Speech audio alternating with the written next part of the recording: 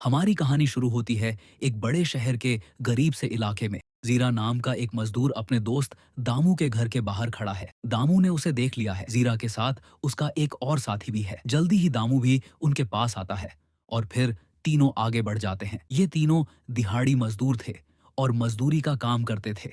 कुछ देर बाद तीनों अपनी काम करने की जगह पर पहुंचते हैं और अपना काम शुरू कर देते हैं। ये तीनों ही बहुत मेहनती लोग थे, इसलिए तीनों को अच्छा काम मिलता रहता था। काम करते करते जीरा दामू से सिगरेट मांगता है और फिर सिगरेट पीते हुए वो टहलने लगता है। इसी बीच उसे जोर जोर की आवाजें सुनाई देती हैं और वो एक खिड़की से बाहर झांकता है। जीरा देखता है कि एक लड़का और एक लड़की मौज मस्ती कर रहे हैं। दोनों को मस्ती करते देख वो खुश हो जाता है।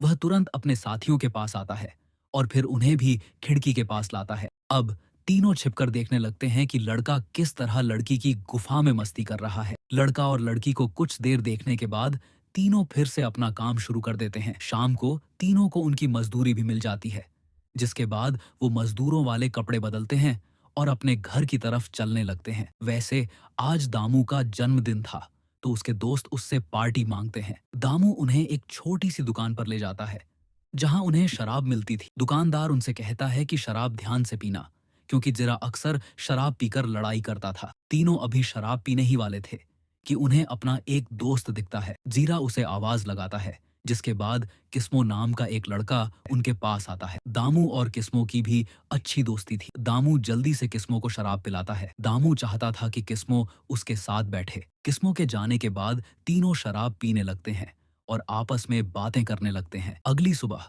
दामू की पत्नी माया बर्तन धो रही थी, जबकि दामू अभी भी बिस्तर पर था। माया उसे जल्दी उठने के लिए कहती है, जिसके बाद दामू बिस्तर से उठता है। दामू उठता है और सीधा नीचे आता है और फिर बाथरूम में जाता है। माया उसे बताती है कि आज पानी नहीं है, इसलिए तुम्हें बाहर से पानी लाना पड़ेगा। दामू बाथरूम से बाहर आता है और माया से प्यार करने लगता है। माया उसे रोकती है और बताती है कि मुझे पहले नहाना है। दामू उसे प्यार करना चाहता था, लेकिन माया के जोर देने पर वो रुक जाता है और पानी लेने के लिए बाहर चला जाता है। जैसे ही वो बाहर निकलता है, माया घर का काम करने लगती है। उधर दामू जो पानी लेने जा रहा था, उसे उसका दोस्त किस्मो मिलता है। दोनों एक दूसरे का हालचाल पूछने के बाद दामू फिर से पानी लेने चला जाता है। जैसे ही दामू वहां से निकला, किस्मो कुछ सोचने लगा और कुछ सोचने के बाद वो सीधा दामू के घर की तरफ चलने लगा। दामू आगे चल रहा था, जबकि उसका भरोसेमंद दोस्त उसके घर की तरफ जा रहा था। दामू को आगे जीरा मिलता है। वो भी पानी लेने आया था। नल में पानी नहीं था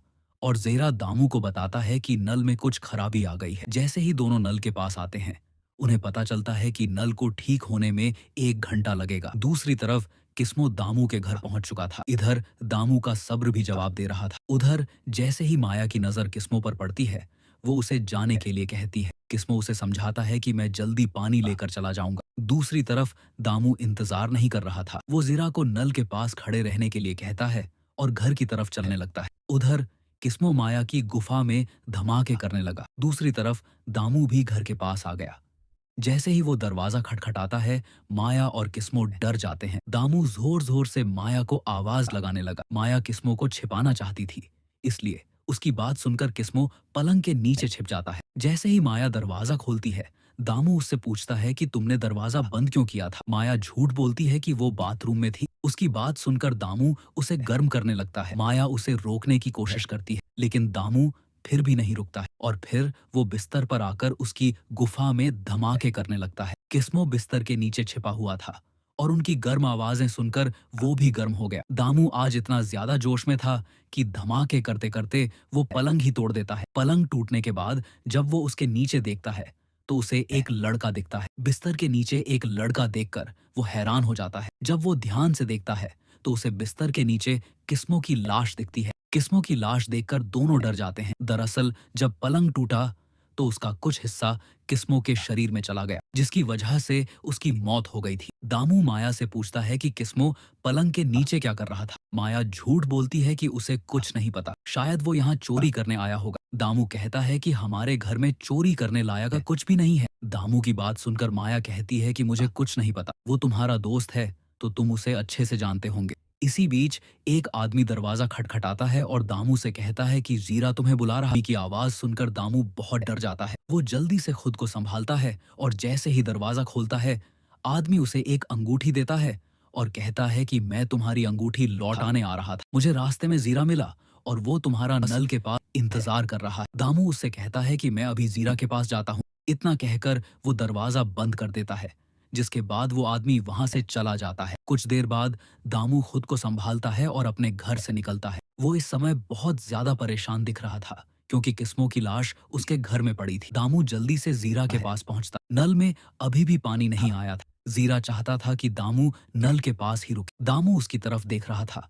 लेकिन वो उसकी बात नहीं सुन रहा था। किस्मों की लाश उसके दिमाग में बार बार आ रही थी। दामू इधर उधर भटकता है ताकि उसका दिमाग शांत हो जाए, लेकिन फिर भी उसका पर शक होने लगा क्योंकि उसने उसके सवालों का सही जवाब नहीं दिया था। इसके बाद वो लाश को दफनाने के बारे में सोचने लगा। वो लाश को हंसिए से काटकर टुकड़ों में बांटना चाहता था और फिर उन टुकड़ों को पास वाली नदी में फेंकना चाहता था। दामू को समझ नहीं आ रहा था कि वो क्या कर। कभी वो लाश को काटना चाहता था और कभी वो घर से भाग जाना चाहता था। यह सब सोचते सोचते वो घर की तरफ चलने लगता है। रास्ते में दामू को याद आता है कि जब उसने दरवाजा खटखटाया था तो माया ने दरवाजा देर से खोला था।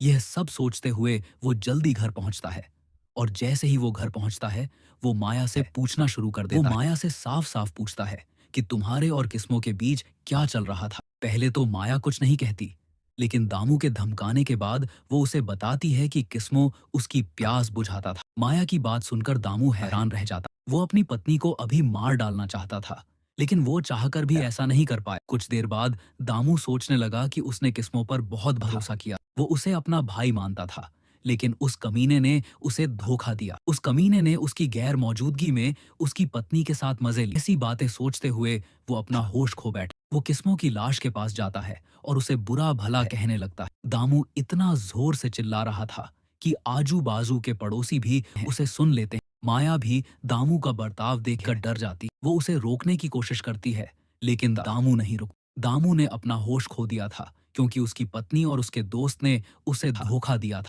दामू की चीखें सुनकर पड़ोसी भी दरवाजे पर आ गए, जिसकी वजह से माया को दरवाजा खोलना पड़ा। पड़ोसी उससे दामू के बारे में पूछते हैं, लेकिन माया उन्हें कुछ नहीं बताती। कुछ देर बाद पुलिस भी दामू के घर आ जाती है। पुलिस समझ जाती है कि किस्मो धोखेबाज है, लेकिन फिर भी उन्हें दामू को गिरफ्तार करना पड़ा। माया उस समय पूरी तरह से शांत। दामू को उसकी गलती की सजा मिल रही थी, जो उससे बहुत प्यार करता था। पुलिस दामू को ले जा रही थी, जबकि उसकी पत्नी अंदर से टूट चुकी। दरअसल दामू पहले दूसरे शहर में काम करता था और उसी समय माया का किस्मों के साथ चक्कर चल रहा था। जब दामू अपने शहर वापस आया, तब भी माया ने किस्मों को नहीं छोड़ा। जब दामू काम पर होता था, तब किस्मो माया के साथ मजे करता था। वैसे किस्मो एक बेदिल इंसान था और वो बहुत सारी लड़कियों के साथ चक्कर चला रहा था। जिस लड़के को जीरा ने लड़की के साथ मस्ती करते देखा था, वो लड़का किस्मो ही था। कहानी के अंत में माया की मस्ती दामू पर बहुत भारी पड़ गई। इसी के साथ ये कहानी यहीं खत्म होती है। आपका बहुत बहुत शुक्रिया हमारा वीडियो देखने के लिए।